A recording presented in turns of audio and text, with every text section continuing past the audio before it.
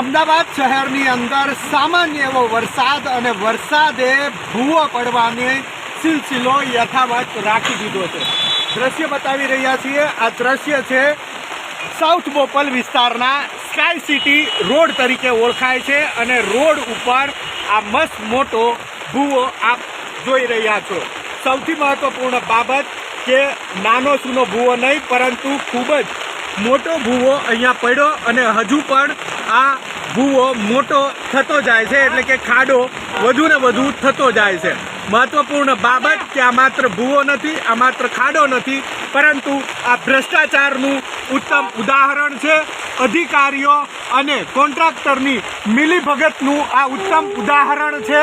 આનાથી વિશેષ વાત કરીએ તો માર્ગ અને મકાન વિભાગની અંદર જે ભ્રષ્ટાચારના આરોપ લાગે છે વારંવાર, એ આરોપને સાચા સાબિત કરતો આ ભૂવો પડી રહ્યો છે. જે વરસાદી પાણી છે એ વરસાદી પાણી પણ અંદર ભૂવાની અંદર જઈ રહ્યું છે અને તેના કારણે આ આસપાસનો રોડ હજુ પણ જોખમી સાબિત થઈ રહ્યો છે.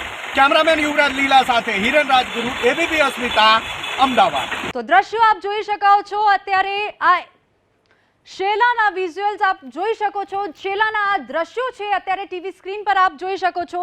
રસ્તા ઉપર મસમોટો ખાડો પડ્યો છે.